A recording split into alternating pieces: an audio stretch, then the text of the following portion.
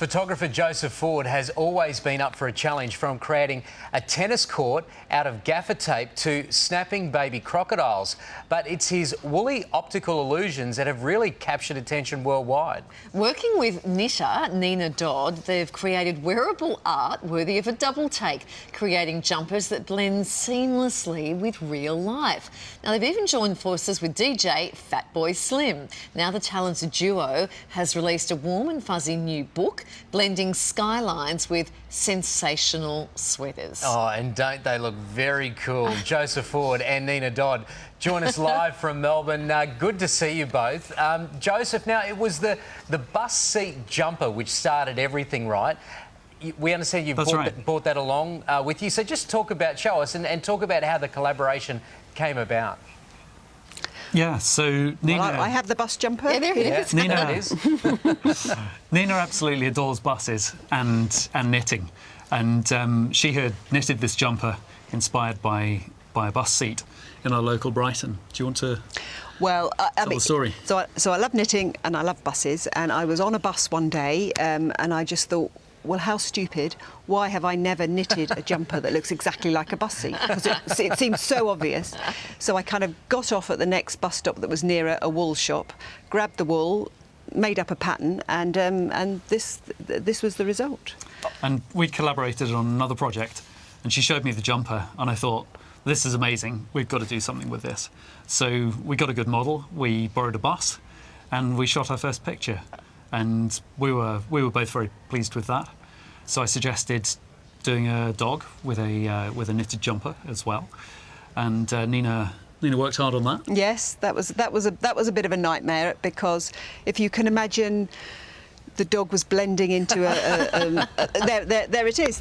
It's blending into a bush, and a bush is kind of quite a lot more difficult to knit than something that's kind of with straight lines, because all the leaves you knit sort of 3 stitches in one colour and 2 in another and 3 in another, and you twist the wool around. It took me forever. I think you said it was incredibly detailed work, didn't you? Yeah, it was really tough to do. And that one took you, what, 3 months? Oh, wow. I think. Possibly, yeah, maybe two, because it was quite small. Venus the dog's quite small. So, Joseph, what comes first? The background or the idea? What comes first? Yeah, the background. So I'll find a place.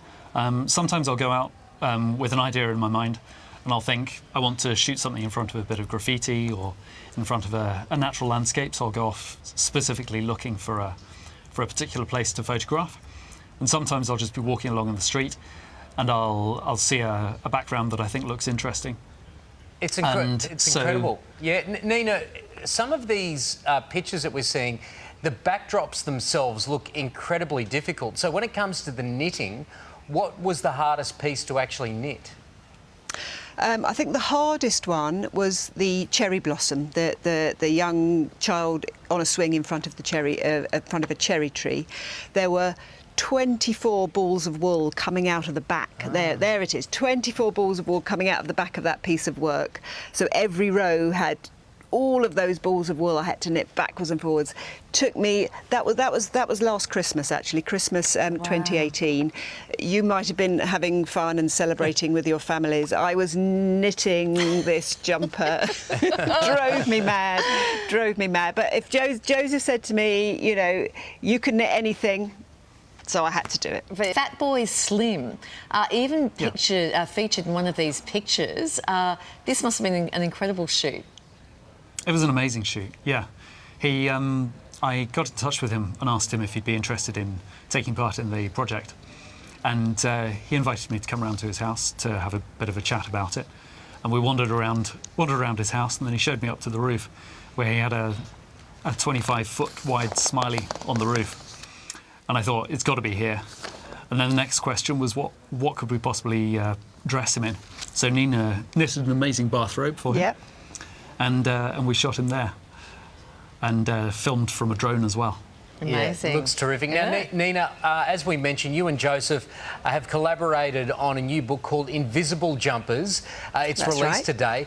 After all these years of hard work, I mean, your work's now been turned into art. So how does that feel for you to see your work published? Oh, it was absolutely fantastic. You brought the book round, didn't you? And to hold it in my hands after all these, how many years? 5 years. 5 years. Yeah. 5 years of work. It's just fantastic. It's really I'm so satisfying. pleased. So pleased. And what happens to all your creations? What happens to all the jumpers that you knit? So at the moment, they're all sitting in a box in my studio. At some point, I have to take them back to Nina, but I have an exhibition coming up in Germany next month.